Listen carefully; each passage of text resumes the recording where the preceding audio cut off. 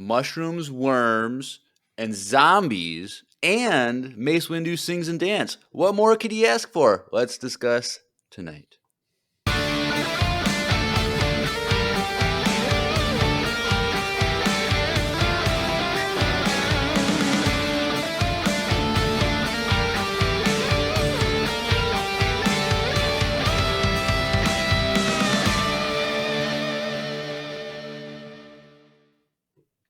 Hey everyone, welcome back to another booktastic episode of Empire Radio. I'm Jeremiah.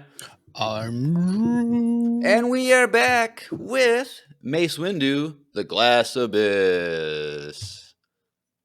You had one job. Oh. No, still push the wrong button, dude. I got it. There we go. Should we say it again? Announce the name again? No. Yep, we are here. I've been looking forward to this book. Because it's been a character that we get a little bit in Clone Wars and stuff, but not a lot going on. But yeah, we're doing this a little early. This is a Sunday night thing. But next episode will be Comics with Grace, so look forward to that. That'll come out a week from tonight. Well, we'll be recording, but it'll come out the day before Thanksgiving. So Thanksgiving, and then after that, we got Skeleton Crew, 2 episodes on that Wednesday. Doing a morning stream, because there's 2 episodes to come out the night before, so that first day on Wednesday, the morning, we're doing the first episode, and then Wednesday night, we're doing the second episode. So, it's almost here. Get hyped. Yep. But until then, we got a book review. So, Drew, do you want to go first? I don't. You don't? No. I want you to go first. Oh, okay. So I have mixed feelings about this book. Mainly because I was always confused. There's so much going on in this book. There's 4 or 5 It didn't get better for you? Once like the war happens at the end, then it's all like one story, and then I can mostly keep track of what was going on. But I have never had to like go back and like pause the audiobook and like go back and read a paragraph or two, and like I'm just always confused. I felt like I missed a million details that are referred to later on in the book, and then I'm even more confused. Like I don't remember the whole necklace thing, and like I guess it was a significant thing. I didn't realize there was a necklace until the end that what's her face gave Mace Windu, and so it's like I feel like when I read that, like there's a lot of stuff I missed, and I don't know. I think this would have been a great like TV series. Like this could have been like an 8-episode single season series. You know, Samuel L. Jackson says he wants to come back as Mace Windu. Like this would have been a cool like live action story, because like the visuals I feel like would have just been amazing with it, because this is like a crazy setting on this planet and whatnot, crazy creatures and aliens and stuff. So like I think it would have been, even if they just did a Clone Wars like style thing, like but like I don't know. I was just super confused, but like overall, like what I understand of this overall story, I think it's a very, very interesting story, and it like helps you like expand your understanding of what the Force is, and we get to know the sensitive side of Mace Windu, because he seems like he's like the most like stone cold Jedi in the Jedi Order, but he's a little softy a little bit here.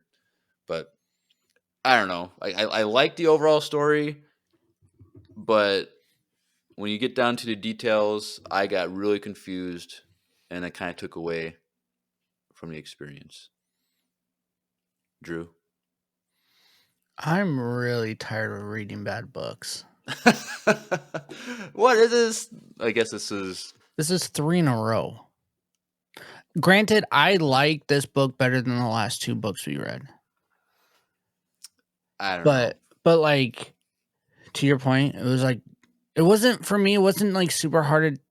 I kind of was getting the feel of it and stuff like that. It just dragged, like, It and like the was details were repetitive. so good, but it was too much. It was very repetitive, and it was just really redundant. Like, one day, like the dream. Okay, so there's that one chapter where he's talking about all the dreams he was in.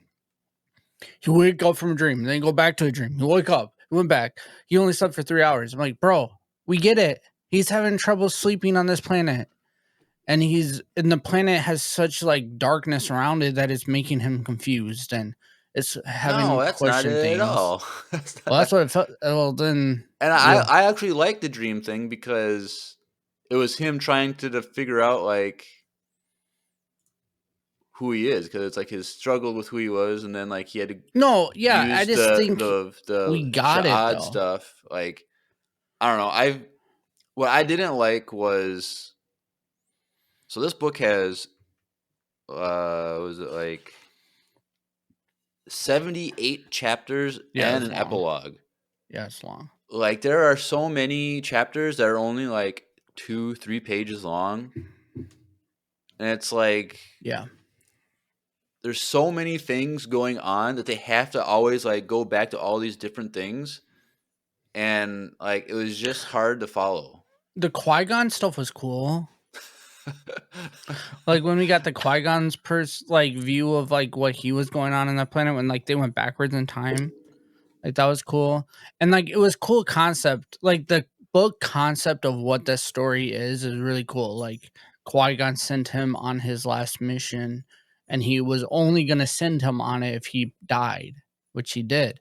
So I think like that whole concept is cool. It just felt like, I'm like, okay, you went there to, and then you ended up killing this, like fighting these guys, but it took over half the book to figure out how to fight these people. End up fighting them, and then it was like, all right, he found himself. Now let's go to the Clone Wars and judge everything Anakin does for the next 10 years or whatever it is. Like, I don't know. Like, I just wanted more from it. And then to your point, I just think the writing, it was just too detailed and too much. Like, sometimes it's good to just cut layers. And I feel like they just kind of, they just wanted to describe it so much that it just took away from the story. Well, I think it's And, just there was, like I said, all the different storylines. Like, he's literally playing 3 different people. mm-hmm, Plus, there's like the stuff that Maya 12 is doing, and then like and then all the, then there's like subplots for all mm-hmm, those 3 things, and so it's like the author had to give so much detail because there's so much going on. But I felt like the story yeah. could have been a lot more simplified. That's what I'm saying. It was just too much. Like, honestly, the whole like siblings, like that whole thing, like I don't understand like why what was there for, because like they're supposed to be their own like gangsters or whatever. But I have no idea what they do, like what their role is. I must have They're just missed it. scary. I must have missed it in one of It's the like earlier their chapters own about what they're actually clan doing kind of as thing. a gangster group. But like it could I have think just been just the Chulak line versus yeah. the Saad line storyline, and it would have made Didn't they things mention, simpler. or maybe I just was completely out of it, but didn't they mention Jabba the Hutt too in this? The Huts. Yeah. I'm not. I can't And I remember if think they mentioned like they were Jabba. I know they did afraid. mention Yeah, Jabba. I because weren't think. they afraid that Jabba was gonna come there? Well, they didn't want to start a war with the Huts, like, Yeah. because the Huts are still super powerful. They've been around for hundreds of years, and hmm Trulok is trying to work with the Huts. I think that character is really cool. Like we'll get into it. Trulok. Yeah. Did you catch the reference to a fire spray class Mm-hmm. Starfighter. Mm-hmm. Like, is that our first time like getting that like in that like word being used in Star Wars canon? Like, we know that's the new ship name for the Slave One model, Mm-hmm. but like, I don't think they've said it in the shows, No, they haven't said in the and I don't think shows. we've read it so far. Like, there's other I'm probably in books, those Boba comic or like those bounty hunter comments. They probably mentioned it maybe. because I remember that name was mentioned in some sort of thing, and that's what the name is. Because for a while, wasn't it just Boba Fett's starship was like the name that they went to That after was canceling that the was in the Slave One? holding name before after they canceled the Slave One and then gave an So official name. But I was like, I okay. wonder if Drew's gonna notice that. And they didn't say who that was, so it could have been Django. Well, that time would have been Django, wouldn't it? Well, it said that it's a favored type of ship with It had to be bounty Django hunters. No, because because Boba. Because isn't this timeline like? yes, it's before the Clone Wars, but Yeah. it said it was a favored ship for bounty hunters, so it could have been any Oh, bounty hunter. sure. It didn't say it was the only one. Gotcha. So I would there like was to like think other it like was little Django. like things that they just mentioned that Yeah. It felt like I don't know. I didn't see who the writer is compared to this other book, but it kind of felt like the other High Republic book that we read that we were super confused on. which one? I don't remember if it was the first one or the second one. I think it was the first one where like we were just like, dude, I got lost. There was one that was like every chapter was a different story constantly, and it Well, was there was like the second one that I was think it kind was of the like second that, one that was just sloppy. but I don't know. But this one was by Steve Barnes, which I don't recognize the name, so I don't think it was Mm-mm. him. But I don't know. I don't know. We might as well just go into the story. Yeah, So it takes place like mainly days. just after the episode one, but like we do see Qui-Gon's funeral from Mace's Well, we don't see perspective, anything, Jeremiah. We read it, but yes. and so it was right after, and then I'm guessing like within the few days afterwards, it was it Obi-Wan and Kit Fisto Mm-hmm. brought some of Qui-Gon's belongings or whatever to Mace, and they said there is this left for you by Qui-Gon, and Qui-Gon has a message for Mace, and it's basically like, if you get this, it's because I'm dead. Mm-hmm. And so it seemed to imply that um, Qui-Gon got this message from Kin-Shan from Metagos, Mm-hmm. like a distress call, but it was seemed to imply that he got it in the middle of the events of Episode episode one. one. Yeah. So like he couldn't just stop and then go. And so he's like, if someone's gonna be able to help, I'm gonna have Mace do it. Now he has two messages for Mace, but he's not allowed to listen to the second message until after Until he's completed the mission. Because if he's either gonna die or he's gonna complete the mission on his behalf. And so we'll talk about what that second mission is. A spoiler alert, Mace Windu finishes it, completes the he's not mission. dead He's not dead. Um, yet. so Allegedly. so he gets this message from Qui-Gon, and it says that um, basically say, free this planet Metagos from these two gangster factions. There's one led by Chulak and one led by a creature named Sybil. Like, okay. And they're oppressing this planet, so I need you to go rescue the planet, save them, dethrone them from their powers and stuff. So Mace Windu was like, all right, I'll do it. And so The setting of this book is on a planet called Metagos, and they said approximately 50 years prior, there was a major solar event from the sun that scorched the entire planet. And basically, they had like couple hours or something to people living on the planet to go underground. And if you could go underground, you'd be safe from the solar event. But if you were on the surface, you're dead. Whatever. You wouldn't be able to survive.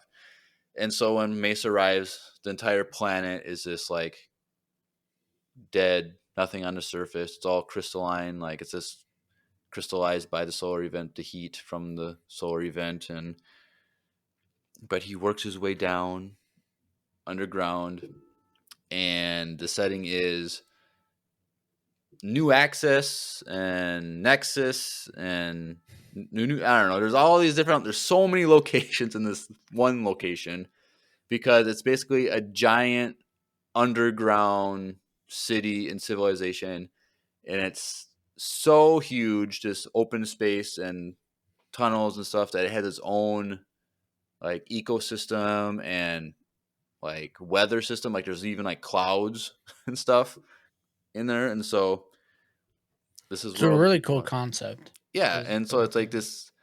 Like there's people that live down there who have never seen the surface, who have never seen the sun or the moons or the stars. They've only known underground because that's just kind of like their parents or their great grandparents or whatever. They fled underground during that solar event, and then they were born underground, and so they don't have any knowledge of the surface. And so the setting has a lot of like crystal formations, but also tons of mushrooms. And so these mushrooms give light, like it illuminates the inside. It also is like a food source and they do medicine. It's also like they can use it to build structures. So like they don't have wood, so they get certain types of mushrooms that are sturdy enough to build structures and stuff like that. Um, and what ended up happening was after that solar event, people went underground. A bunch of mercenaries and crime lords and crime syndicates and bad people, they just flood the planet and kind of take over the underground city. And through that, Chulak rose to power. And so Chulak is kind of like the main villain of the whole thing. And when we say Chulak, it's not one person, it's two people. But so it's two people. Chu is the first name, and Locke is the second person's name. And Locke is a Rhodian, and Chu is some crazy one. I don't remember the name.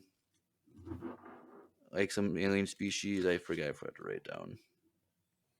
But basically, Chu's species can like combine their body with other bodies. Yeah. And so Chulak is two people fused together by a flesh bridge that chewed. So it's kind of crazy. So they're two full bodies. So they're 4 arms, 4 legs, 2 heads. And they're like, their minds are mended together too, in a sense. Now they can talk individually, but most of the time when we hear Chulak speaking, it's both their voices talking at the same time in unison. Which the audio version of it is super cool. Yeah, it's cool, like two voices overlapping each other saying the same thing. And so when Chulak speaks, it's both of them, but then Chu can speak and then Locke can speak individually. And they're the main crime lords something, but like I'm confused on exactly what they were doing. Like what they're, stealing I things. guess it's just stealing and oppressing and Yeah, they're just taking hoarding wealth whatever. or something, I Yeah, guess. Um, just taking people's tax monies. I don't know. I don't Like know, they're something just like rich. that. They have like the giant castle that Yeah. So they've made slaves move and a bunch of so stuff. Chulak and his people, his fortress is a floating palace, Mm-hmm. and it's not actually floating. It's actually suspended by silk, which brings Mm-hmm. us to the other group of people, the Sa'ad and the Hylians. So the Hylians are these spider worm things that produce silk, and this is like the main export from Metagos. Like the silk that they make is one of the strongest substances in the galaxy. It's stronger than Durasteel, which is the main steel used in the galaxy. And so this floating palace is suspended by these silk ropes, these giant silk ropes that can hold It's it like up. a really cool concept. Yep. And so the Hylians, they're the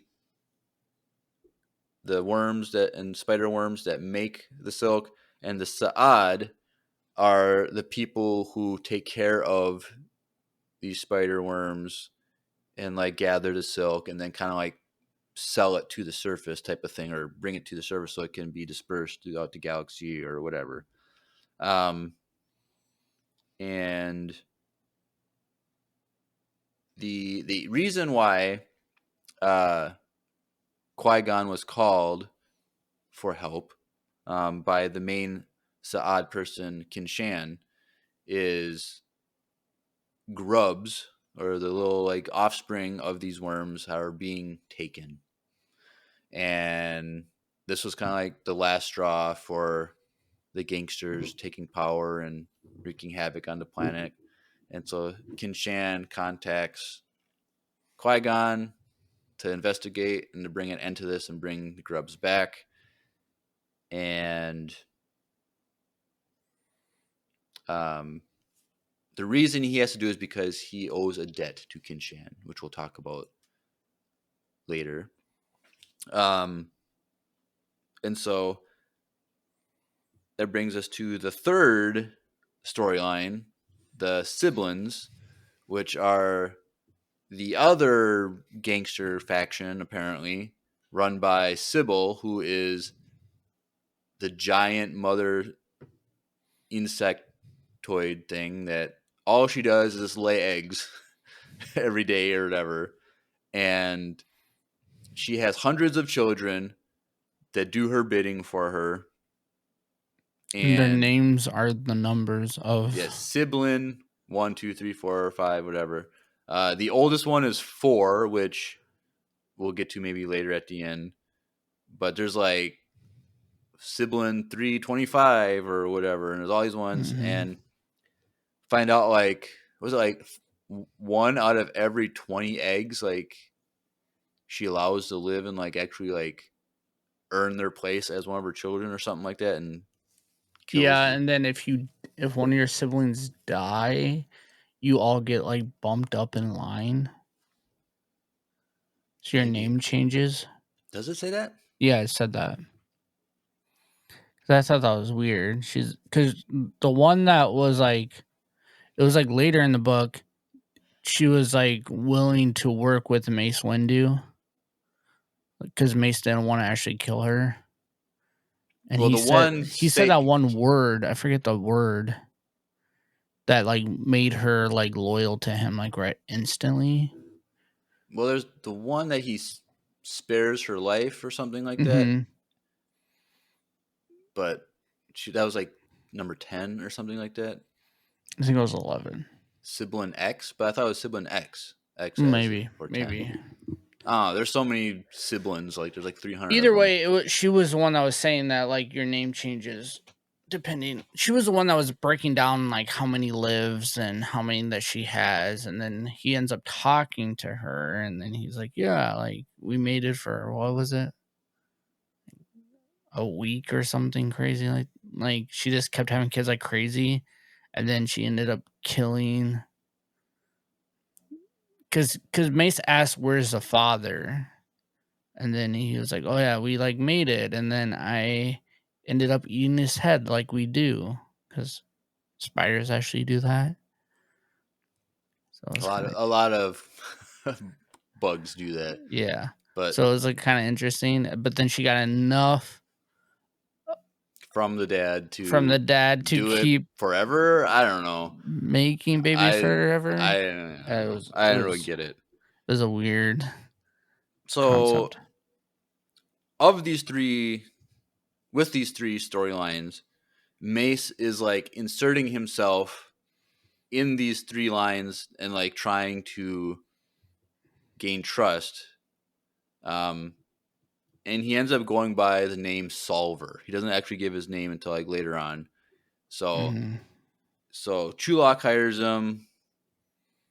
Long story short, hires him. Like he works his way in, hires him. He's kind of like Very long story short, because that took like half the book almost. like half the book was him working with Chulok, and the other half was Saad, Yeah. and barely anything with the siblings, which is again Mhm. why I don't understand why the siblings were there. It just showed that there's another fashion, and anytime there's something coming up, like the biggest thing was anytime there's an issue, he ended up killing one of those siblings. Well, Like throughout the he whole, always like didn't let them. He didn't never made the first move because he didn't want to kill someone. But if they attacked him, then he killed them. Like it was. This book is really weird with like Mace because he didn't seem like he was adhering to any Jedi code. and he was encouraged by Yoda, But it's like which was also weird to me. he purposely starts conflicts so that he can kill people. Like Hmm. it's so like we don't see that. I don't think like sure we see Jedi go rogue and do bad things, but it's like just because they're falling from the light. But like he's just like doing this thing, which is kind of cool. Like I like To your it point, kind like of. you said earlier, I think this would have been a really cool series. Yeah, Visually, like the whole concept of the spiders, like that would have been really cool to see. It just didn't feel good in a book. yeah. I think the story is cool and I enjoyed it for like half of it. I was like really digging it. And then it just kind of just kept going. And I was like, all right, bro, let's get to this point. Like, let's get to the end. Which to me is not the best book because I like a book that will keep me into it and even more into it as it goes on instead of the opposite, you know? Like I wasn't really fully engaged until like the war happens. Like, and that's like the last like 5 chapters or something. quarter or third of the book. So And there's a lot of cool fighting stuff in this book too. Like yeah, actually most of this book is him killing people and fighting. yep. So so through all these different storylines, or whatever, like with the Saad and the Hylians, we learned that their version and understanding of the Force is called the web. And so like it's kind of this thing of related to like the silk, like this, it's kind of like a webbing of the silk, but also it's Kind like, of like the Acolyte too. what do you mean? Because remember the witches were saying it was like a Oh, the string. string. It's kind There's of that too. similar. But they were taking it more like a literal physical manifestation via the silk making, but also like we learn later on that like the entire planet is connected to this web and can communicate with each other, and it's kind of crazy. Like it's a cool. I always like when they expand our understanding of what the force is because every culture that discovers it on their own, and they shows that like this is how the force can be used in this situation. Hmm. But like it's very different than what witches do it, or very different from like the Sith slash Jedi. Like it's very cool how many elements and avenues and expressions of the force there is. But they call it the web, and we do get towards the end of the book, may the web be with you. That was kind of funny. I was waiting for that the whole book. But we do get told that Chulak is web sensitive. It seems to like be to imply, and he's supposed to be like the best fighter. And we don't really see a lot of it though, Mm-mm. which like I wish we could have saw a lot more with that. But it's cool seeing someone that's force sensitive that is not a Jedi or Sith or witch or something like that. He's not force sensitive. He's Huh? web sensitive. Yes, that's what I said. I said both. And then Mace he's playing his part. So he's pretending to work for Chulak. He's pretending to work for the sibling / Sybil, and then he's working with the Saad and the Hylians. But he's telling his true intentions with the Saad because they know that Kinshan knows that he's there in place of Qui-Gon. And so Mm-hmm. he's, even though he doesn't say his name right away, like, he's more honest, like he's trying to free this world from them. But I kind of like a fourth storyline that's going on is with a droid named Maya 12, which I liked her as a cool droid. She's kind of cool. Mm-hmm. But she's kind of like I forget her specific type, but she has a screen on like for a face, and so she can change her face and whatnot. And there's like a human face, so it's kind of like from Battlefront 2, the story mode. Yep. When Palpatine dies, he has like this droid that has his face and talks for him. It's kind of weird. So it's kind of like that kind of droid. But this Maya 12, she's kind of like a free range droid. Like she doesn't have any owner. She kind of does whatever she Yeah. wants. It says that she has like I think it was like over 300 functions that she can do. So like she could be a protocol droid. She could be a chef. She could be this. She could be that. She just has to like go to that part of her, open up that folder and click yes, and like that's what it is. But she can't like remember or know what she does as those other programs. So like Once she switches, she doesn't remember what she's right. doing or who things are and stuff. So she has like her base personality or whatever, but Mace hires her to do an investigation. So she actually goes to investigate the stolen grubs, which he was supposed to figure out, but he doesn't. He's doing all this other stuff that he hires her to do. So she uses her investigation program, and that takes over. And so throughout the book, she's kind of like trying to find out who stole the grubs and where they went and all that stuff. And so that's going on. And she has some sisters, Maya 14 and Maya something else, whatever, same kind of thing. And so we might as well just go into the Qui-Gon stuff. So Qui-Gon, X amount of years before episode 1, he goes in search of trying to find like a criminal / was he a bounty hunter or a mercenary or something. Mm-hmm. Nala Faflita.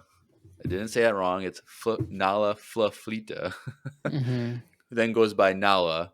And do you look up alien species as you're reading? I was trying to find one guy with 2 bodies, but there's no image of him. But like specific alien species. Do you ever look them up? Sometimes. So Not Nala this time, though. Faflita is that white, long-haired Wookiee-looking thing that we see in Rogue One. Oh, like the fluffy one? the big tall with Oh, the long. interesting. So that is the species that this guy is. That was a girl the whole time. No, you're right. It's not. It's a guy. I just kept thinking it was a girl because their Now name was Nala Nala. is short. I know. I just keep thinking it was a girl because Nala is from The Lion King, and that's it. And I was It super kept confused. throwing me off. I was super confused because like we get introduced about him earlier in the book, and then we don't Mhm. hear from him at all for a really long time. Yeah. And like he has like a vocal like translator because he can't speak basic. He has to have the vocal thing translate for Be him. like if Chewie had a vocals Yeah. translator. And like so like later on when Nala comes back, it sounds like a droid. Mm-hmm. I'm like, who is it? I thought Nala, who is this Nala? Yeah, I it kind can't of threw me off remember. a little bit too. And then like I had to like I don't know, I was confused. And then I had to look it up and I'm like, oh okay. So Qui-Gon, he's going after Nala and he tracks down Nala, but then Nala's working for Chulak So you can't do anything about it. and because like he meets Chulak like, hey, I'm trying to find this guy, blah blah blah. And I think at this point Chulak is like the lead of like security for the mayor type of thing. Mm-hmm. But at this point, once Mace is there, he's like ruler of everyone basically. But when Qui-Gon finally tracks down Nala, he's about to fight him, and then Chulak shows up, and Qui-Gon gets thrown off the floating palace and falls to what Chulak thought was his death. But Qui-Gon's body was discovered by Maya 12 and then brought to the Sa'ad and Kin Shan, and they have these miraculous like ability to like heal people with the web and with mushrooms and stuff. So they save Qui-Gon's life, nurse him back to life, and then Kin Shan is like, "You owe me," and so whenever I call on you, you have to come back. You're in debt to me. And Qui-Gon's like, "Gotcha, no problem." And so then that's why he has Mace go in his place if he dies. Um, so as Mace is doing all of this like investigation and working for Chulak and doing all this stuff, he can't sleep. He's getting terrible, terrible sleep. And you gotta keep in mind, he's also not using the Force. He's hiding his identity. His lightsaber is hidden inside a staff that he uses Mm-hmm. for fighting. So he's not using the Force. And so he's throughout this book, he's getting less and less connected with the Force. He's losing his sensitivity in a sense. Like so he's basically living and working just as a regular person, not using the Force. And so, but he's having all these terrible dreams. He can't sleep, tossing and turning. He gets like an hour or two sleep at best. And so he's just exhausted and drained all the time. So he doesn't know what he's doing. And then he brings this issue to Kin Shan. So she's like the princess of the Sa'ad, like one of the main leaders. And she's like, "Oh, well, we got the Sa'ad dream thing. Like, it's your first step to, or one of your steps to becoming an official Sa'ad person or whatever. Like, we can help you navigate your dreams and stuff like that." And so, like, we get flashbacks to like little Mace, little kid Mace, and it's kind of like his memories, but they're not memories, or he doesn't know what his memories are, and he's trying to like, figure out like he's trying to like through these dreams build a relationship with himself as a kid. Yeah. So like he can actually like interact with this child Mace and then like revisit child Mace again. So like there's one time like Bill Trusty like he leaves food for little Mace and that like helps him like connect with him in a later dream or something like that. And um through all these dreams, like towards the later on at the, last third of the book, just before the war or when the war starts type of thing. Um he finally has a breakthrough in his dreams, and he gets a full flashback of him being discovered by the Jedi and how that whole story happened. And so like he grew up thinking and kind of remembering that his parents left him or abandoned him or gave him up type of thing and didn't actually love him. But what actually happened was when he was about 1 year old, he was with his parents out in the woods in the forest of this home planet, and they get attacked by a pack of bears. I forget what, like Sabu bears or something like that, like Yeah. some weird name, and they just get attacked. And the dad, he's a OG, and he's like supposed to be one of the best warriors, and he's fighting off these bears while his mother is taking Mace, running away.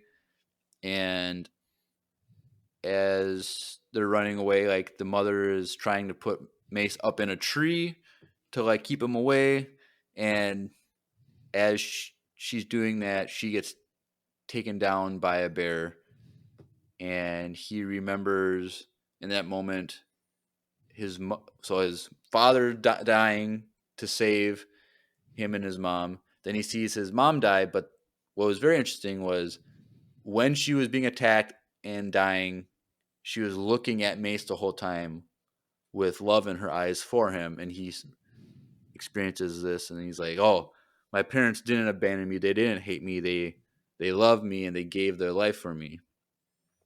But then he's like struggling with like, did I choose to become a Jedi, or was this forced upon me? Like we always say that, kids or whatever that get recruited into Jedi, like it's always a choice, and we kind of get a little bit of that in the Acolyte, where it's Mm-hmm. like they say we never force it upon anyone. It's always their choice type of thing. And um, some Jedi come to the planet like on a mission type of thing, or like their ship crashes or something like that, and um, they feel okay. This kid's force sensitive. He's gonna be powerful. And in Mace's home planet culture, they have a choosing ceremony, and it's like they leave it up to destiny or fate, or I don't know if they mention anything about the force or anything like that. But like what they did is they got like a triangle mat on the ground, put food in one. I think it was a toy in another corner, and then one of the Jedi put their lightsaber on in the other corner, and they specifically said they took out the kyber crystal, so it wasn't a dangerous thing to a 1 year old baby type of thing. And so um, Mace, he goes around looking around. He looks at the food. He looks at the toy, but ultimately he crawls over to the lightsaber and chooses the lightsaber. And the village elder is like, "It's done. He's chosen. His destiny is not on this planet," and that's how Mace becomes a Jedi. So that's kind of cool getting Yep. that backstory. Um, but then he, because he had this victory through the dreams and healing and all that stuff, he's like, "But I know who," because like this whole time, like someone's messing with my dreams, like someone's doing this, and so it makes you think that Chulak, because he's web sensitive, he's doing something, he feels something in the force, and he's oppressing someone that he knows is like doesn't know it's Mace, but like there's a player out there that's messing with things. So he's oppressing him, and then it's making him have these bad dreams and can't sleep. But we find out who the person that is actually doing this, and it is the head Hylian worm, the mother web, is what she goes by.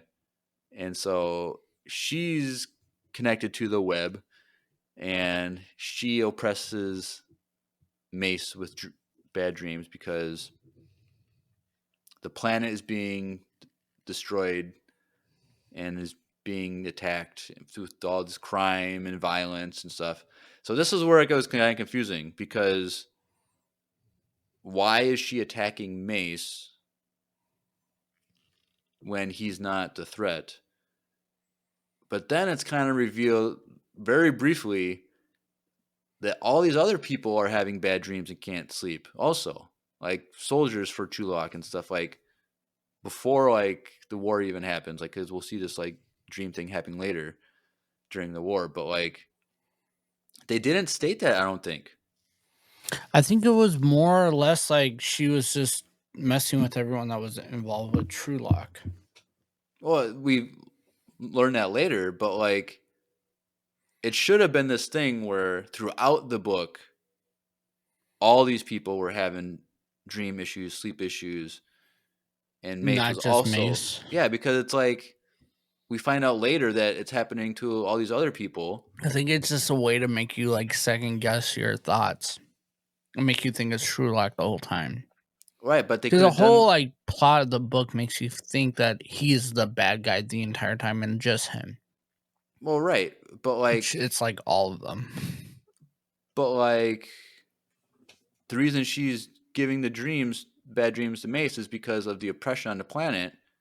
But like we should be hearing this throughout the whole book that a lot of people are having these dreams and can't sleep. Because then that'll be okay. Well, Chulak is just trying to keep people in check. Like he's doing all this stuff. Yeah. But like just finding out later that other people are experiencing this, it takes away from me. Because she's like, I'm doing this because the planet is being attacked and being destroyed. I'm like, well, why are you attacking just Mace then? Well, we find out that she's not just doing Mace. So it's kind of like, Yeah. it was kind of frustrating for me. It makes it a little less meaningful. Yeah. Yeah. That's fair. Um, You know what's not less meaningful? what? Coffee and or tea. Yeah, and if you are drinking too much coffee or tea, especially late at night, you're not going to sleep well. And That's have why, bad dreams. and have bad dreams. And Moderation. so, if you want to sleep well, drink coffee and tea in the morning to give you a little pep in your step. And the best way you can do that is to get coffee from Wesley Andrews Coffee and Tea in Minneapolis, Minnesota. And they happen to be our sponsor for today. So let's take a little commercial break. Hey everyone, Andrew here. I'm pleased to tell you that the sponsor of today's episode is Wesley Andrews Coffee and Tea. If you don't know anything about Wesley Andrews, you definitely should. They're an award-winning coffee roaster and shop in Minneapolis, Minnesota, and they make fantastic coffee. The awesome thing is that whether you live in the Twin Cities or not, you can get their coffee beans delivered straight to your door by ordering them online. They even have a subscription service that ensures you never run out of amazing coffee. If you've been looking for some new coffee to try or a way to elevate your normal coffee routine, now's your chance. Head over to wesleyandrews.cc, use the code Empire Radio, that's with a capital E and a capital R with no space at checkout, to get 15% off your first purchase of any bags of coffee or a coffee subscription. I can't think of a better deal. Get 15% off some great coffee, support a small business, and support your favorite Star Wars podcast. In the words of Emperor Palpatine, do it.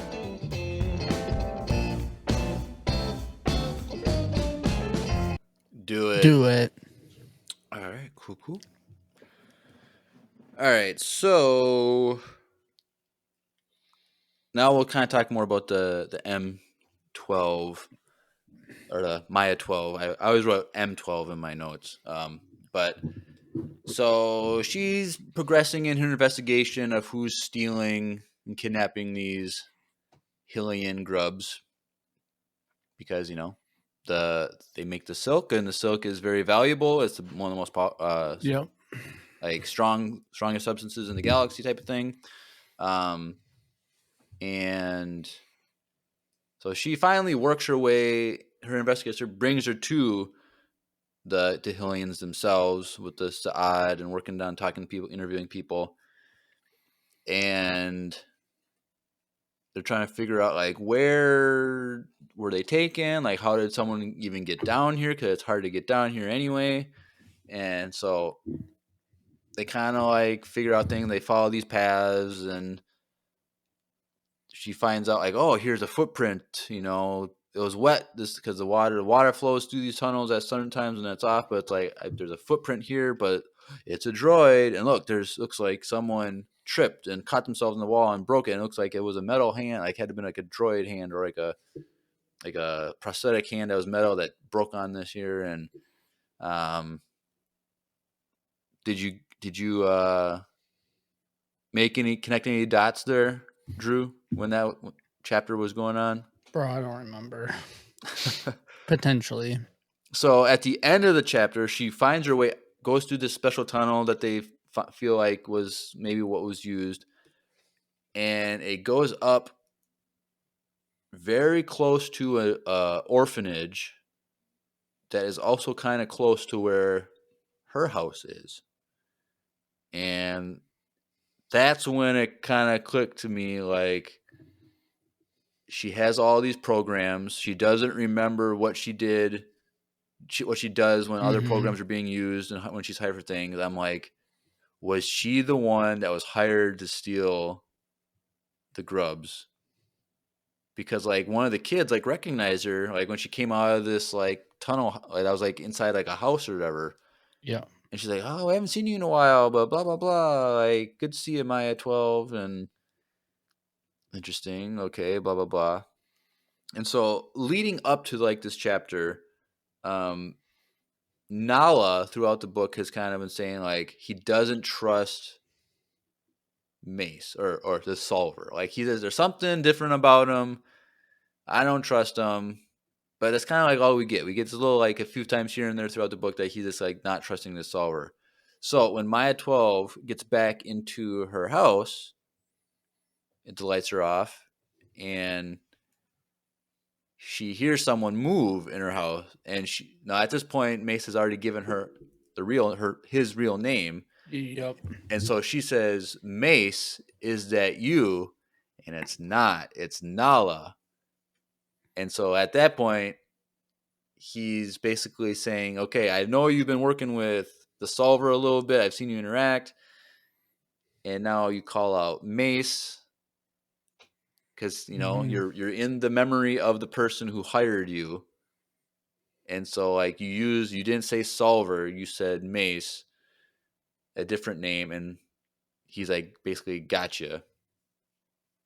And she gets kidnapped by Nala and brought to Chulok's floating palace.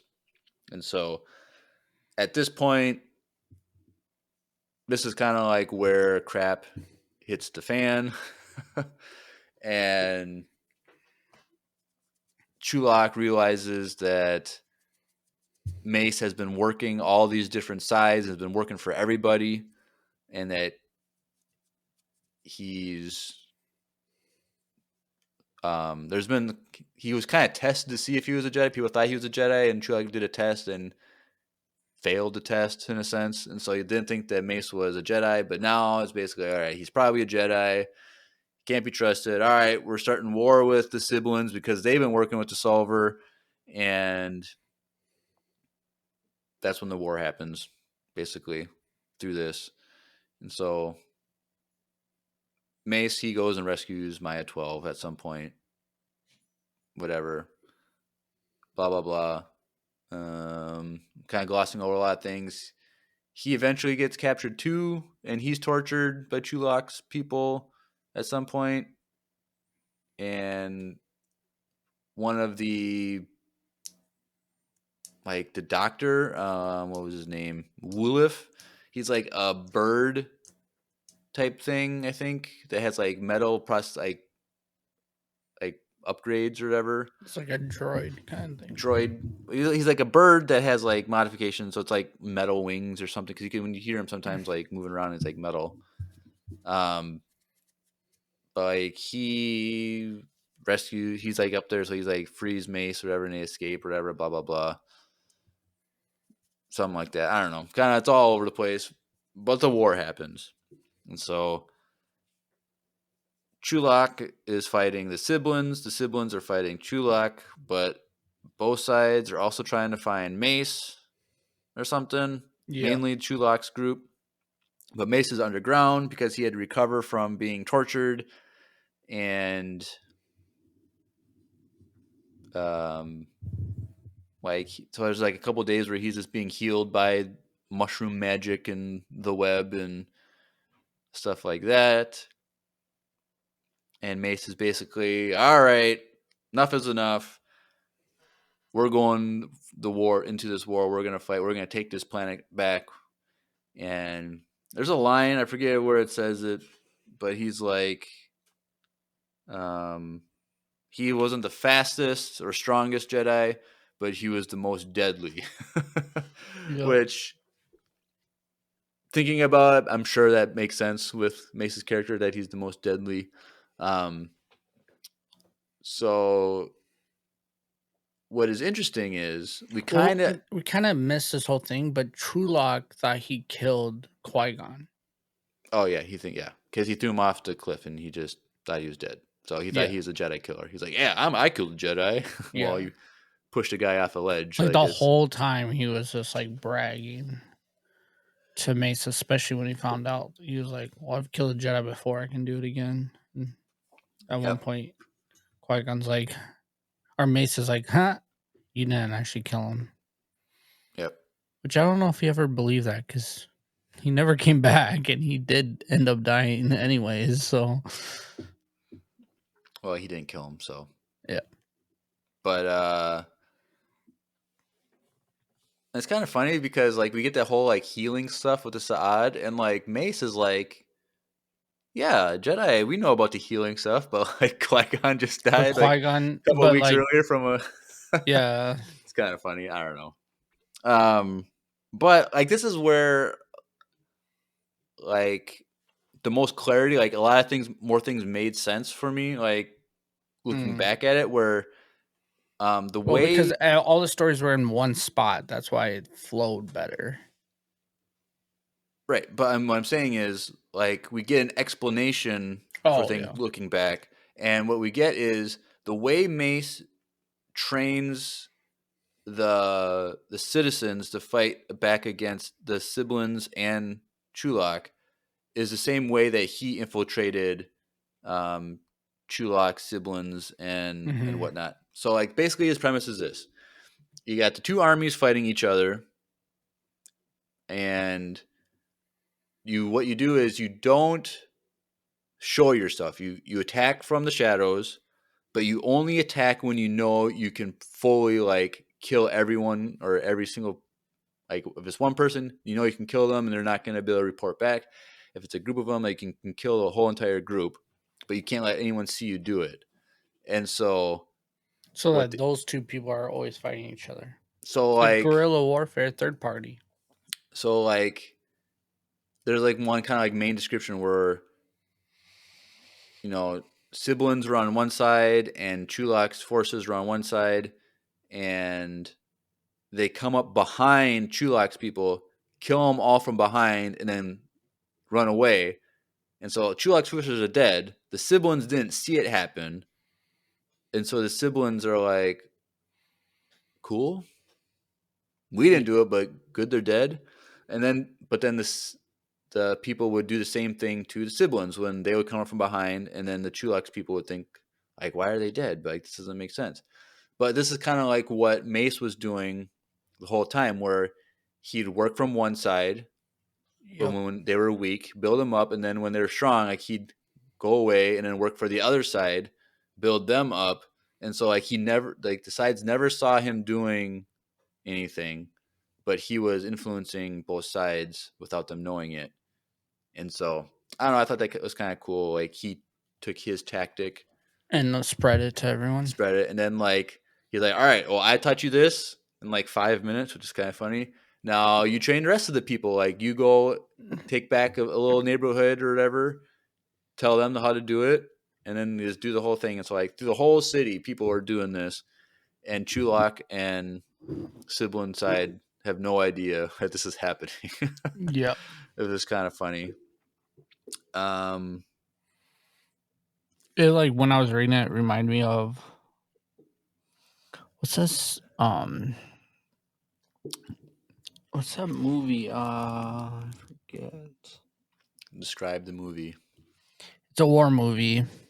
It's not the Civil War, but it's the war before the Civil War. The Patriot. Yep. Never seen it. Really? No. I think you would like it.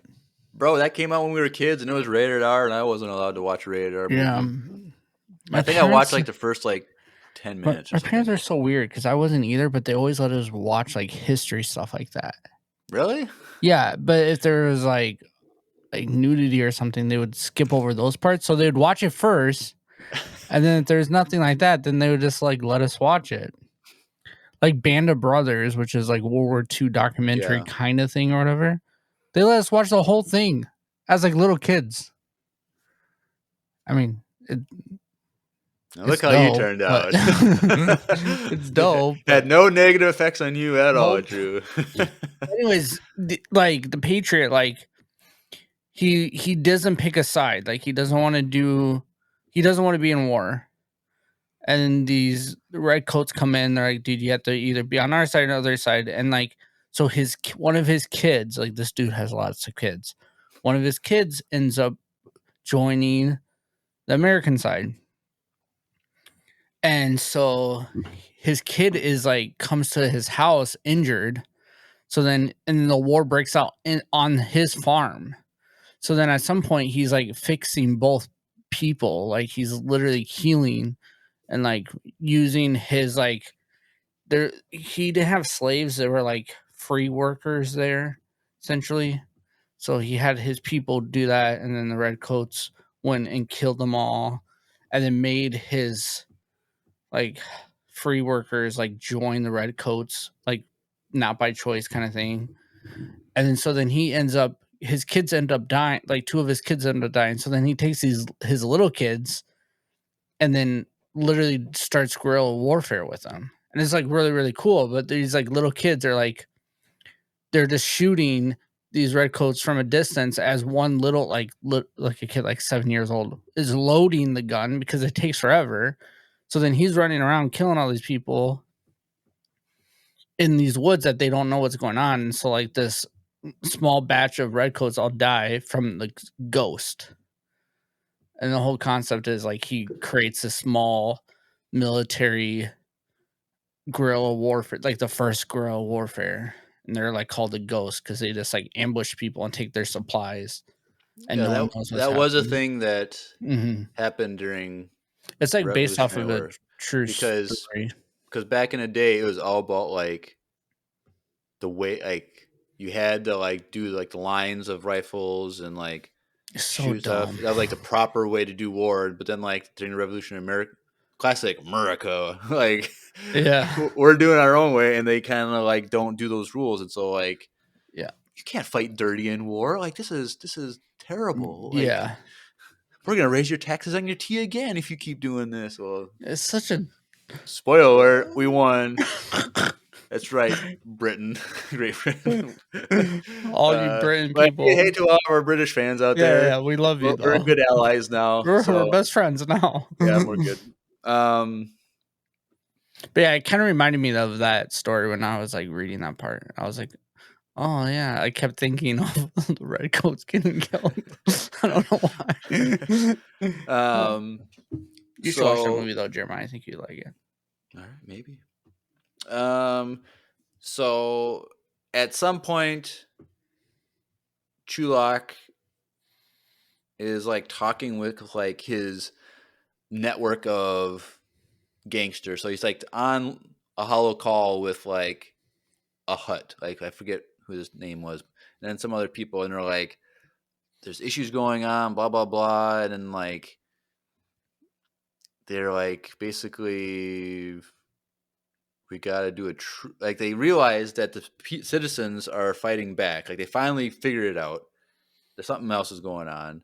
And so they call it, I guess they stop the war like to do a truce with the siblings. And he's like, all right, we hate each other. He's on call with the head. So, sorry. The mother was killed. Like Chulak goes in during the war and has the mother killed, the mother worm thing lady. Not the spider worm, but the Sybil. Making babies all day long. Mm-hmm.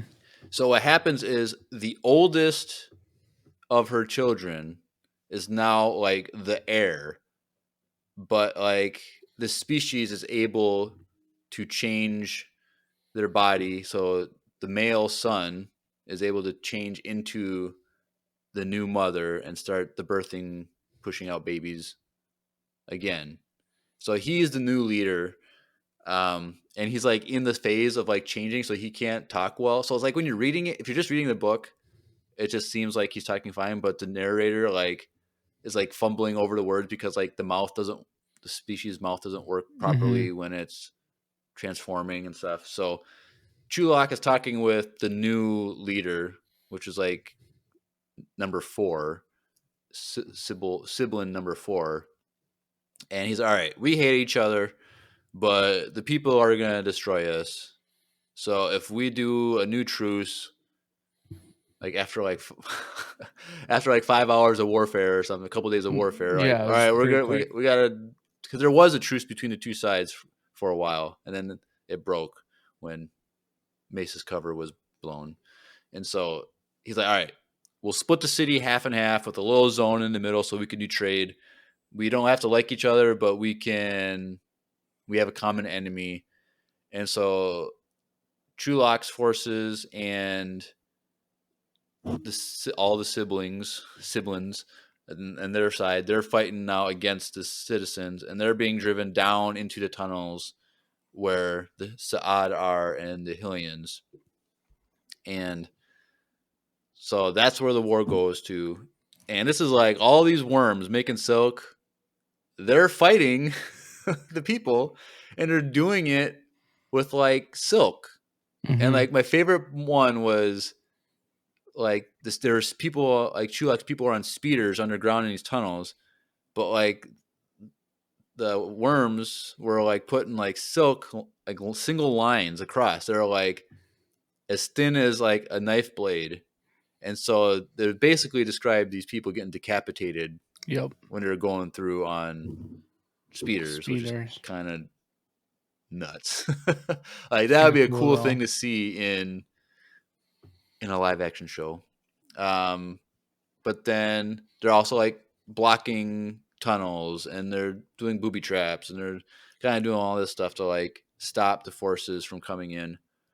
But they keep getting pushed back because like they can't break through the silk web stuff because it's so strong, but they can like blow up the rocks and stuff that it's connected to. So it's like they found a way to like get through. Collapse it. Yeah.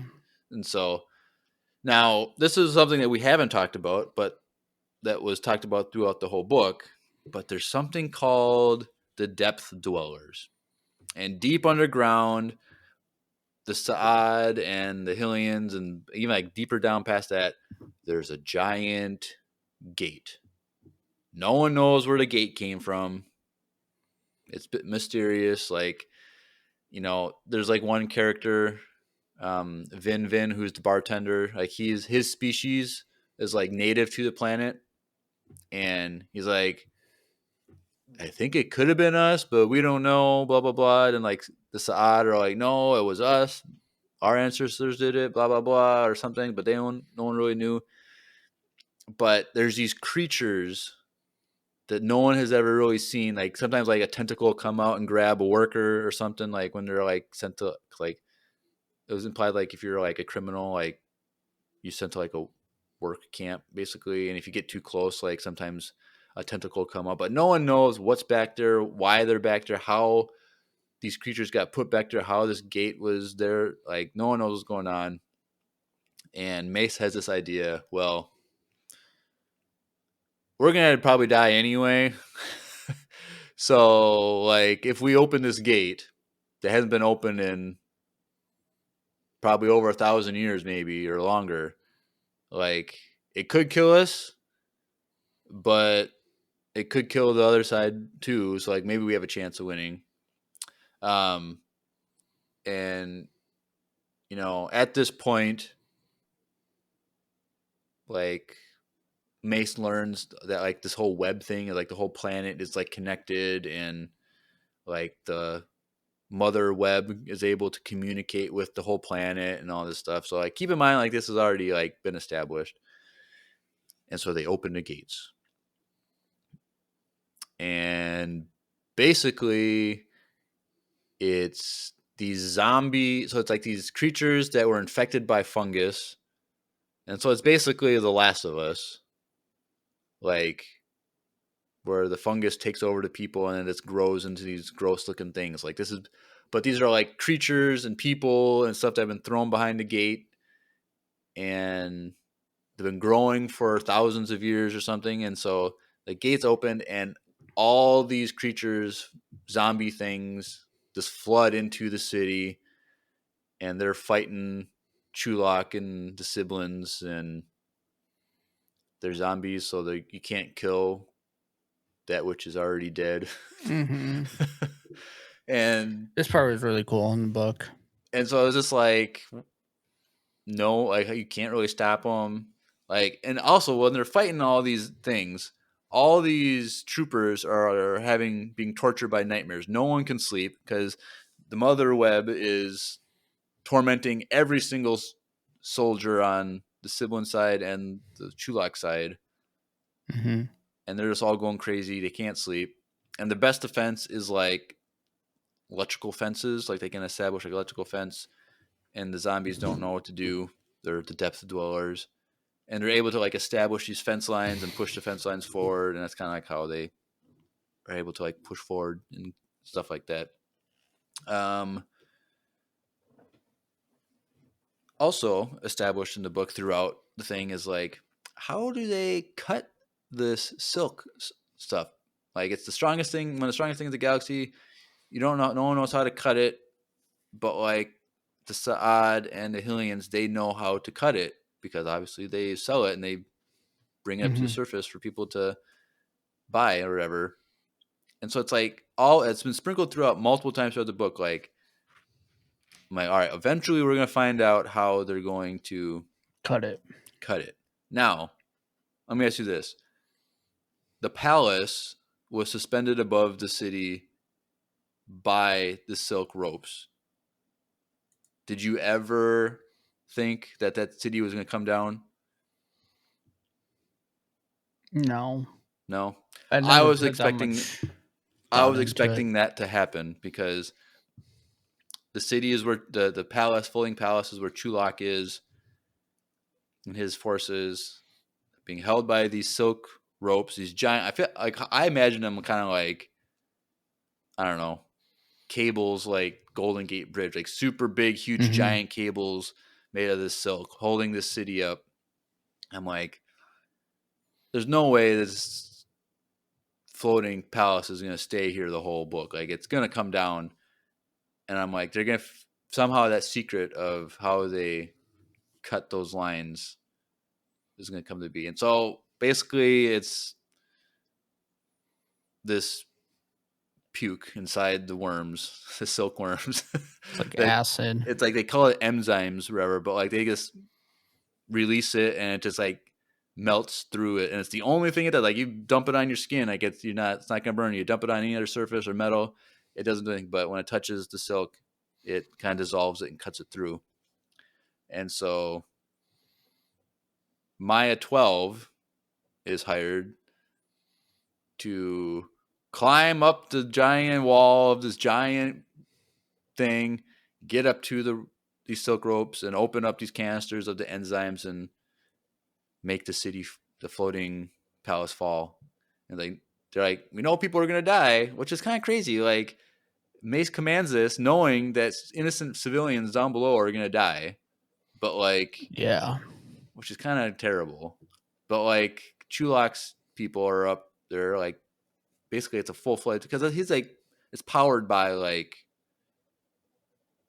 mercenaries. It's like all of his army is just mercenaries and stuff like that. So it's like military run by mercenaries, best equipment, best weapons, best ships. And so he's like, well, they're going to kill everyone anyway. So let's just drop the city. So Maya 12, she cuts a few of the ropes, and then it's kind of like a chain reaction after that. And so the city comes and crashes, and basically that's the end of the war. Like, it just kind of ended. Yeah.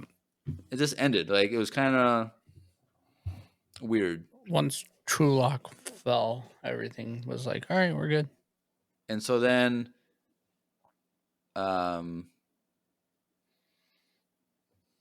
like, what also I kind of skipped over, but like because the mother web is connected to the planet, and the planet is connected to the fungus that is controlling these depth dwellers, she's able to commune with them, and like the Saad and the civilians are able to fight back with the depth dwellers. So it's like the armies are trying to push back these zombies, but then they're getting shot at from within the zombies with blasters. That's a kind of funny thing. And then, so once the palace falls, like the mother web was able to like call them back, all the zombies back, and they just went back down to the depths. And I don't think they said they closed the gate, but I think it's implied that they all went back into the gate and they closed the gate, but they didn't say it. I don't think. Yeah. Which is kind of like, that's a major detail. Like, you should think Mace Windu would go down there and like supervise that the gates be closed. Like, it'd be the last thing to do, but whatever. So then basically, so it's like, oh, the war's over. And this whole time, like, oh, we're going to get this big face off against Chulak and Mace Windu. It's going to be the coolest fight ever. They're two people bound together by flesh, but I know what's going to happen. Mace is going to cut them in half. He's going to just slice them in half, and that's going to, but like, oh, the war's over. They're starting to rebuild the city, and then like merchants are selling their stuff again. Vin is like, I'm back at my bar, and he's like, oh, maybe we'll hold some elections in a year or whatever, but we might need the help of the Republic to supervise this. And I'm like, oh, okay. Like, whatever happened to Truelock? Well, I'm getting to that. It's the last chapter, like the last main chapter. When they fight. Oh, yes. But so we should say then that Mace and Kin Shan like fell in love with each other. Like, yes. So they skipped over that. A couple times they kiss or whatever. Like, they're just super emotionally connected.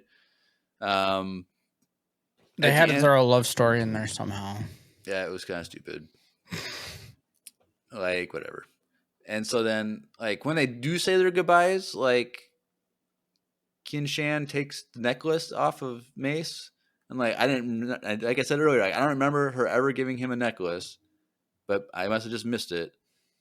But it was basically like, oh, because you had that necklace, we were husband and wife, because the Saad would not trust you, and you could not become a Saad if we weren't married. So you couldn't lead us. So, but now I'm taking this back, so we're divorced now. Yep. Like, oh, and Mace is like, oh, I didn't realize that was happening. And so it's kind of funny. But anyway, they're rebuilding the city. They're kind of working back up, and then Mace is like, all right, I gotta go. And Kin Shan has never been to the surface, I think, and she stated, and so she's like, well, can I walk with you back to your starship? Which, when he arrived, he parked like miles and miles away from the entrance. Yeah. And so he's like, they're making that trek back. She can't see normal light. Like, the mushrooms gave off a certain like type of light that only she could see, and that's how she could see, but she can't see anything else other than what the mushrooms can show her. Kind of felt like Dune-ish.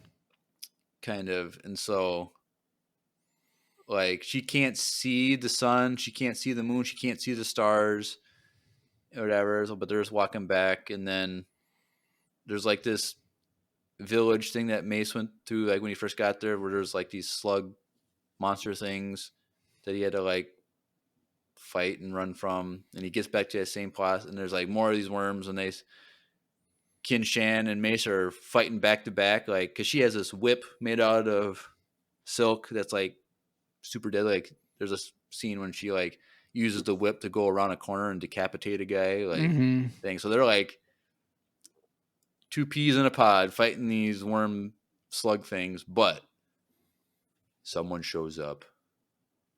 It's Chulak, and they're like, "You destroyed everything, blah blah blah, and we're gonna fight to the death." And they're fighting, and nothing's really happening. It's like, well, we're gonna fight with no weapons, says Chulak, and then they're fighting. Mace is like basically like doesn't think he can win, but he's able to like at one point kick one of the knees of Locke, and basically like doesn't break it, but it's pretty messed up. And from that point forward, like the connection between Locke and Chu, or Chu and Locke, I should say in order, started to get discombobulated, and they weren't in sync anymore. And then they were off balance, and then Mace kills Locke by like shoving his staff through his mouth and into his face and up in his kills him. And Chu is like super sad that the person he's connected to is dead, and he starts like cutting the body off, and Mace is like has compassion and uses his saber to cut Locke off. And you can't survive on the surface that long unless you have this, whatever it was called, like, what do they call it? Glass bane or something like that. Which we find out is zombie feces or whatever it was. Okay, whatever. So Chulak basically like just starts walking away into the middle of nowhere, and implying that he's just giving up and dying. He's going to die from the radiation from the solar event that happened 50 years prior. And so Mace says his final goodbyes to Kin Shan and part ways. And he goes and reports back to Yoda, blah, blah, blah. And the epilogue goes back down to Kin Shan talking with, I'm going to say younglings, but kids or whatever.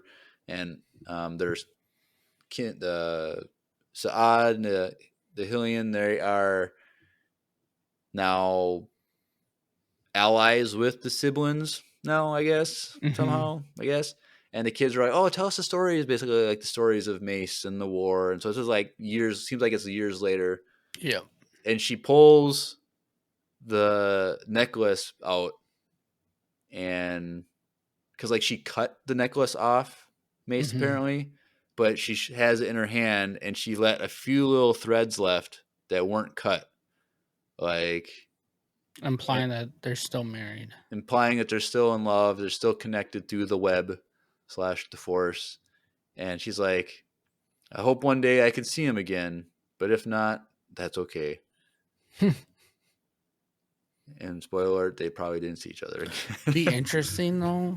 They could do another timeline before the Clone Wars. There's 10 years there, like, or that's how he died. Like he fell and then he went to that planet and got healed again and was hanging out there.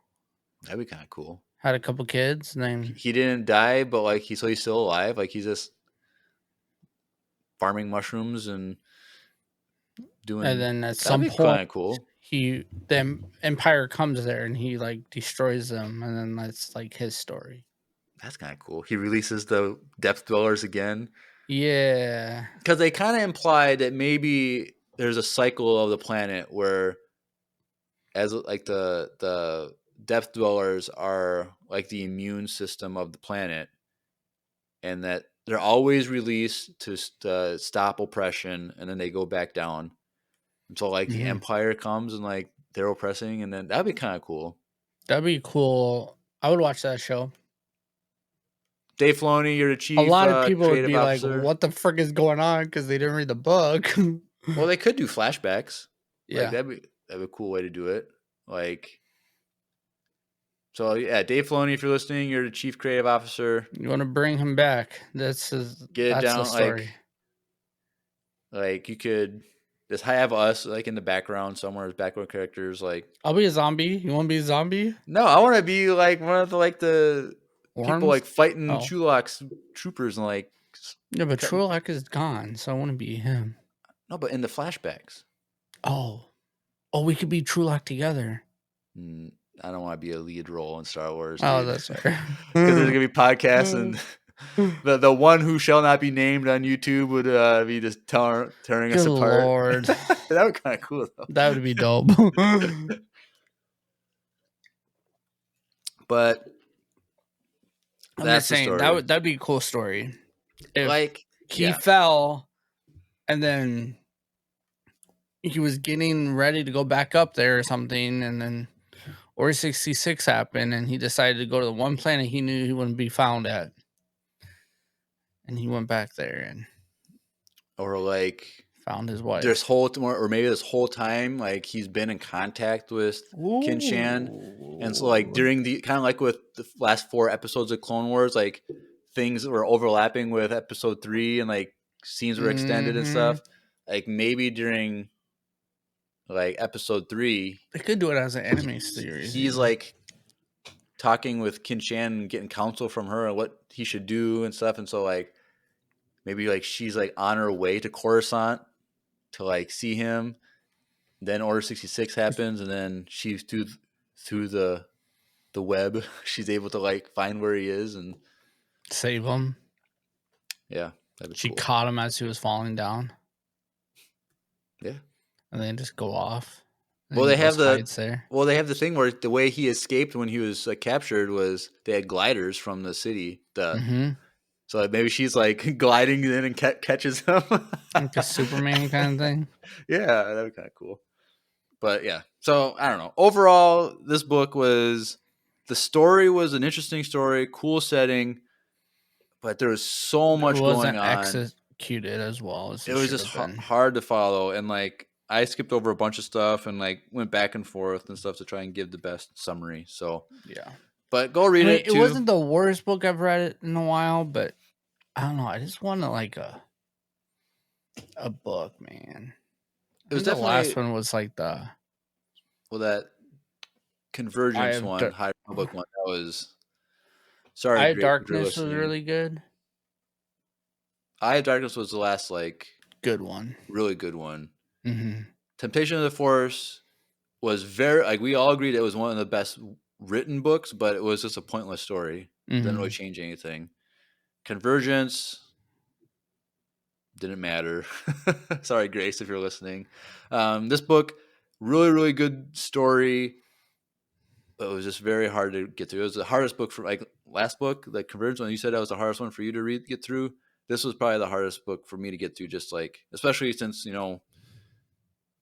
you said we had to do this early, and I had to like rush it and like that too. Yeah, dude, it was so bad. Like I had like bought all this stuff to like meal prep last night. And I'm like, I gotta cook food, but then I gotta binge read, and then like, but I gotta go into work today, so I went to work for 6 hours today. Why? I'm like, that time of year. That time of year, I was putting together venison orders, so it's like. So you guys weren't doing venison anymore. No, we don't take whole animals. We take quarters. No, we take the boneless meat and we make sausage and sticks and stuff. Oh, so like if I brought in the boneless meat, I could get you something made, but gotcha. But like I had venison steak last night, actually. But the thing is, like, this whole weekend was my whole weekend was jam packed. I didn't know. Me too, dude. But so like I literally didn't finish this book until an hour and a half before we started recording. Like I was like, I gotta leave work by 5 because I had 45 minutes on 1.3 speed. Then I gotta like write up a summary. I gotta get set up, and then we got it done. But I finished the book 2 hours ago. Just on before 2.1 or 2.0 speed. Dude, that's so fast. Like it was. The thing about this narrator is like first of all, we should kind of compliment the narrator. Yeah, he's good. Really good Mace Windu impression. Yep. Like spot on. But sometimes the normal narrating was kind of too close to Windu a little bit sometimes. Mm-hmm. But like it was still a really good Windu impression. I like the audiobook. I think the way they did the droid. And then Trulock, like the way they pursued that character with the double voices, and then sometimes it'd be solo ones, and like they combined them. Like it was really cool. Like it was really, really sweet. I feel like but to me, that was lost in the reading portion, though. Like, if you didn't understand that, it was kind of hard to understand that there were a character that was combined into one. So a lot of times they're speaking as one. Listening to it, it was easier to follow it. Yeah. But it was still not that easy, which is why, to me, like, overall, the story's dope. I really like the story, the concept of it.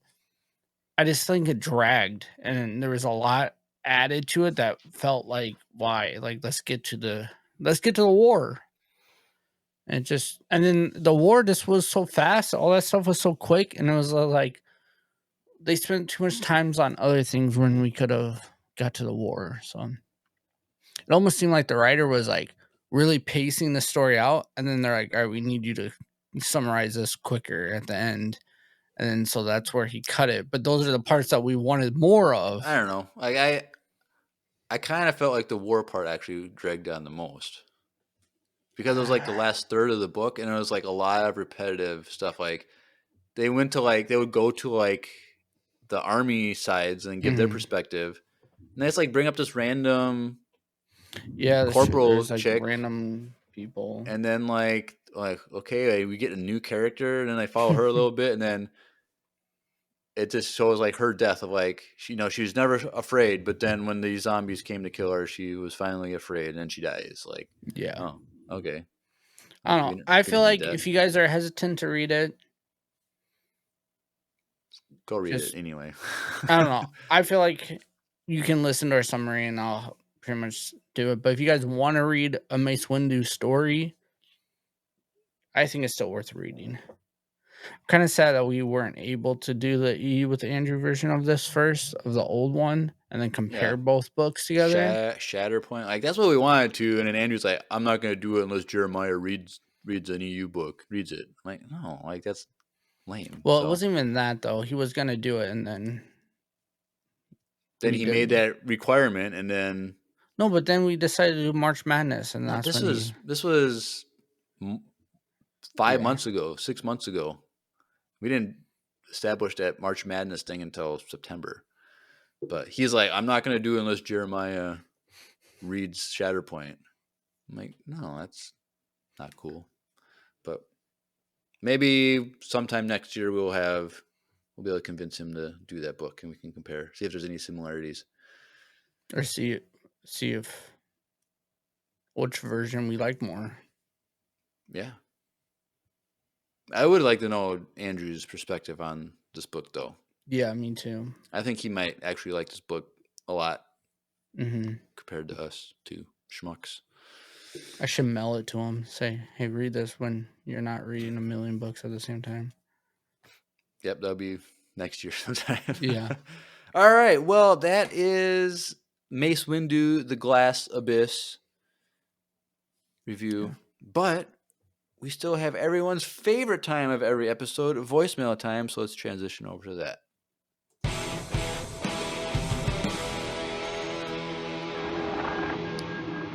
It's voicemail time. All right, cool. Well, we have 3 voicemails tonight. Ooh. First 2 from someone we haven't heard from in quite a while. But it's always a joy when she sends one in. Our good friend Addie has sent in some voicemails. So first one, she's going to give a little update on her life since she hasn't sent one in for a while. So let's take a listen to this first Addie. one. Hey, Empire Radio. It's Addie. Back with another voicemail. It has been quite some time since I sent one in. Quite some time. What, like 4 months? I don't know. But, how are you guys? I'm good. Just, immensely busy with school. I'm doing orchestra now and play violin, and all that stuff. So, I got some pretty big news. It's very big on my part. I'm getting published. Ooh. I am getting published. Yep. So, long story short, I have a friend, and that friend owns a publishing company, and that publishing company is doing a Christian romance anthology, and I submitted 3 short stories, to be put in the anthology, and 2 of them got accepted. So this February 2025, you will be able to read my writing in an actual paperback book. How crazy is that? I am completely and utterly over the moon. I know my family is. So, I think I'm running out of time. But let me know how you guys are doing, what you think, and yeah. May the force be with you. Bye. That's All right. cool. Cool, Eddie. Congrats. That's dope. Congratulations. I don't know what Christian romance is, which is an interesting topic, but you know me, if you listen, I'm not a big fan of romance stories, but I'm sure Jeremiah will probably read those, huh? yeah, you're gonna have to email us or something Figure out. like what the actual like book is or publication is, so that we can like get it or read it if it's like online or something. But it'd be kind of cool. But that's exciting for you. Congratulations at such a Yeah. young age to get something published. So maybe this is just the start of a writing career for you. That's pretty cool. Yeah, that's dope. And you asked how we're doing. We're doing all right. It's Good. a busy season at work, and so I'll be stressed out for the next till the end of the year, and then I'll be super bored at work for like 3 months. Drew just got a new job. Kind of. Huh? It's like slow, and it's about to be busy at work. Yep. Pretty much until Christmas or New Yep. Year's. And then after New Year's, it's going to be slow for like 2 months. Yep. And then Drew Then you got gets to spring be break, then it's going to be busy, and then summer it's going to be super busy. Drew's wife is going to be out of the country, so Drew's going to be a single dad for how long? For me, 4 days. For her, it's like 3 days with travel. Like, she's going to gain a day when she comes back. Like, she's only going to be gone for a few days? It's like she leaves Wednesday, lands in Seoul on Thursday, and then she's there, and she comes back Sunday. Bro, like, that's like the shortest, like, It is international pretty trip short. I've ever heard in my entire life. It's pretty quick. Granted, that's if she makes the flight on the way back. We'll see about that. But she's gaining a day. Like, she leaves on Sunday there, and then so she's like there for like 2.5 days in total. Which, yes, it is very short, but it's free. Is this the first time you're going to be like a single dad for like multiple days, or have you done that No, before? because remember when she spent pretty much the same amount of time in Miami when she saw Taylor Swift. Oh, I guess that is true. It was like over the weekend. And I think there was a time that she was gone for like... There's been times where I've been gone for like a week. Exciting. So, but yeah, that is... But it's all planned out and it should be pretty quick. It's like... On Saturday, like I'm going hunting with my dad as my mom watches him. Like, it's not going to be that bad. Moving on. All right. Well, Addie has sent in a second voicemail, and unfortunately, she is coming at Grace and Andrew about something from that she has a bone to pick. So they're not here. They're not here, but we'll maybe let them know. But let's take a listen to Addie's concerns. Hey, Empire Radio. It's Addie again. You didn't just think I was going to send in one voicemail. No, I have a history of sending more than one. But this one is on the topic of, well, I listened to your second blind topic episode with Grace, and let's just say y'all forgetting about Wrecker and Bad Batch. I am not proud. I'm not proud at all. And apparently, yeah, Bad Batch is amazing. And yes, it is. I can prove it to Grace. I will write I don't know, a 5-7 paragraph persuasive essay, and I will read it either on my podcast or make a video of it. I will do it. I will write Say that it. essay. Because, I said that a little bit like Omega. But Bad Batch is amazing, and it deserves full credits because it is an amazing show. Anyway, well, let me know what you think. Have a great day, and may the Force be with you. Bye! All right, thank you, Addie. I accidentally knocked over my stormtrooper during that, so that would be muted during that being played. So R.I.P. My buddy, he's laying dead right now. Big But juicy. shots fired at Grace and Andrew for getting a scene from Bad Batch season 1. So, but you don't need to write an essay because don't act out of anger. Just accept them for who they are. They forgot something. Just gotta love on them and accept them for who they are. But yes, if you're listening, if you haven't watched our or listened to our blind ranking number 2, go check that out. It was a lot of fun with all 4 of us hosts. And so go check that out. That was a funny episode too. And I like that some people are like encouraged to do it with us. I think that's what's really cool about the blind rankings, that people are playing along and actually doing it alongside of us. We heard that last week, or we got an email from somebody about and they're saying as a family doing it. That's pretty fun. Yeah, so that's pretty cool. So I don't know, maybe one day we'll have a blind ranking card game that you guys can purchase, and it's questions like that, and you guys can play around. I don't know. But due to trademark, we can't do that, and it'll get. Well, it doesn't have to be Star Wars. It can be a different game. It could be about fruit, vegetables, and Jeremiah's baked goods. Could do that. But yes, so forgive them for forgetting. But it's always great to hear from you, Addie. Keep being you, and we hope to hear from you again in the future. And keep being you and defending episode 4 of season 2 of Bad Batch. Oh, I don't know. Write an essay about that. See if you can convince us that it was a good episode. On that one. That's one. All right. Well, finally, next up, we have a voicemail from Darth Fart, who we've been. Ooh, he's been in the chat all night, farting around. Yep. And I don't know. We might be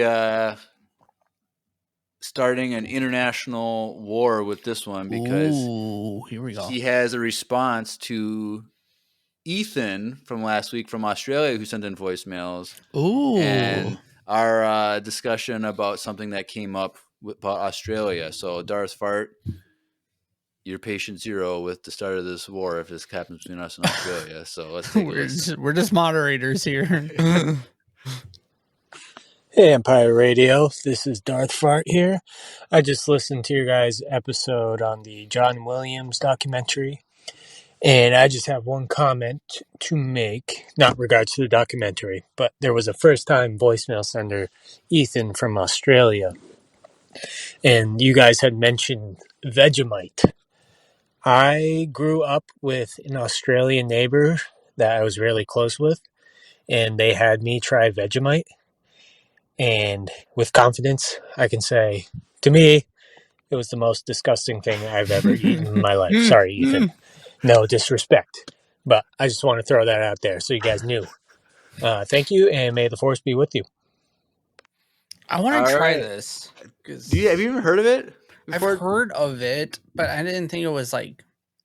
It's like this dark brown spread. I know what it is. Like, I hear that you're supposed to eat it with like on toast with butter also. Like good bread too, right? That's supposed to make it good, but I have no idea what it's even supposed to taste like. I'll go do a weekend trip in Australia and then try it and let you guys know. Well, maybe anyone in our Australia fandom out there, send us some. Yeah, send us some. We'll make a video of us trying it on the thing and see how it. Send us an email and we'll send you a place you can send it to, and we could try it live on air, both of us. Would you do it? Maybe. Oh. Yeah, we would probably have to do it together because it was they sent us.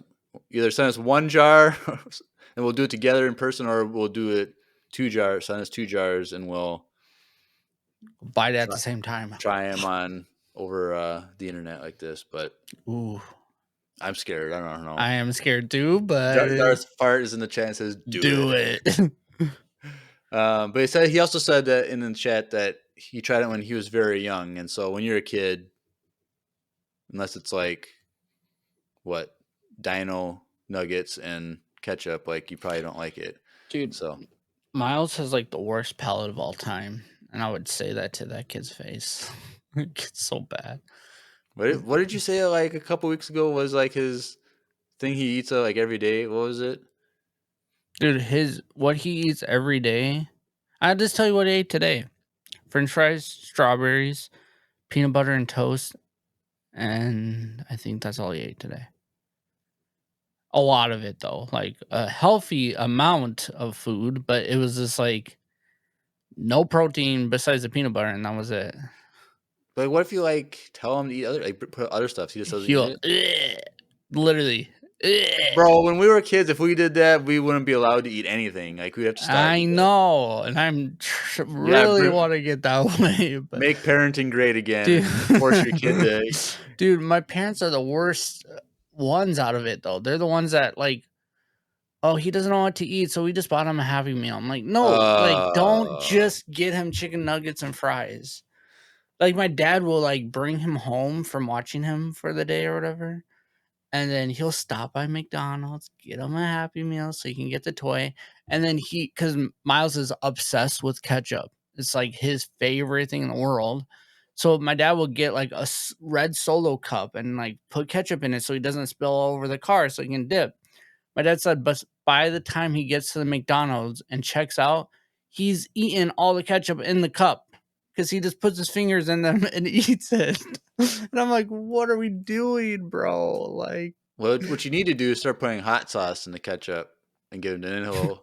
So speaking of hot sauce, last night he wanted chips. So I don't know if you've seen this. No. Did I ever tell you that story about how I had a Nashville, Tennessee hot chicken sandwich from a place like over here that's like the closest I found it? I remember you saying something, but I don't remember the story. And there was French fries in there, and he ate it, but it had some of the hot sauce in it, and he was like eating it, and all of a sudden he started screaming at the top of his lungs, and he was mad at me for like 2 days. Daddy burned my tongue. Like, yeah. But no, like last night, so Doritos doing this new thing where they're like, half the bag is this flavor and the other half is this flavor, but it's all in one bag. Yeah. So you can get like Cool Ranch and then like normal Doritos in one bag. Right. But this one was like normal Doritos and like a spicy one. And so his uncle, my brother-in-law, was like, oh, you want some Doritos? Yeah. And he started eating it normal. Not normal. So he's like, it's so hot, uncle. And then he went back and tried, and he was like picking out the right ones and eating. It was funny. But give that kid some carrot sticks. I know. I told Steph, I'm like, we got to figure this out. It's so bad.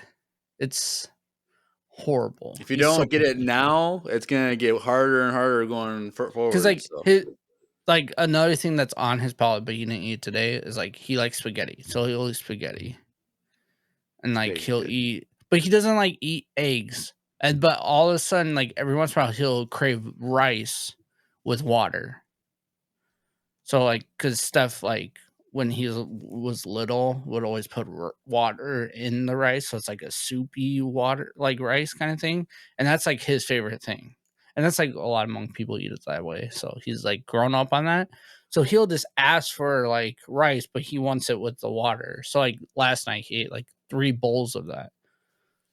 So he's not small. If you saw him, you're like, oh, this kid eats healthy. Like this kid's a big kid. Like he's growing, he's tall, and he's not like super big, like fat or anything. But no, we got to figure it out. It's bad. Yep. So. All right. Well, thank you, Darth Fart. We'll see what happens with that Vegemite. But that's all we have for tonight. Darth Fart says it sounds like his 2-year-old right now too. So I'm not the only one. So. Yep. Maybe together we can make Yeah, you can message each other parenting like great again. strategies, Me and him can recipes. just. But yes, if you want to get connected more with Empire Radio, go in the description wherever you are listening or watching this and click the link. And it's the links.co/Empire Radio. Links spelled with 2 I's. Click that. Landing page for everything: Facebook, Instagram, YouTube, Twitch. Join the Discord. There's a link for that, invite for that. The voicemail. Send us a voicemail. We'd love to hear from you.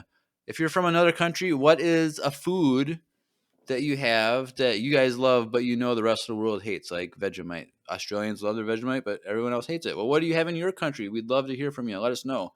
And then there's a fan email, and there's also a link for needlesslynerdy.com, which is an entertainment network that we're a part of. So go check that out for more nerdy content outside of Star Wars. That is everything. So next episode, like we said at the beginning of this episode, is Comics with Grace, number 4.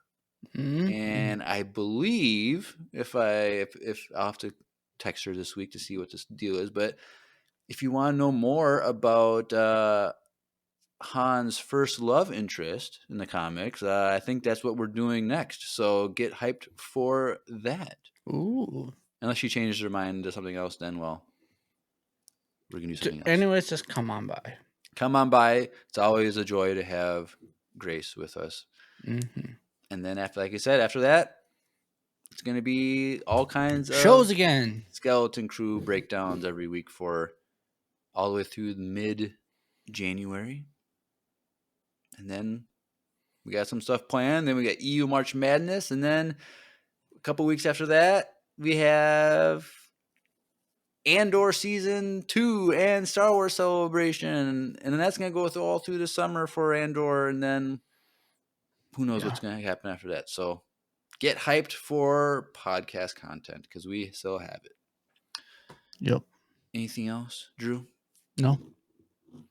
All right. You have been listening to another booktastic episode of Empire Radio. I'm Jeremiah. I'm Drew. And may the web be with you. Always.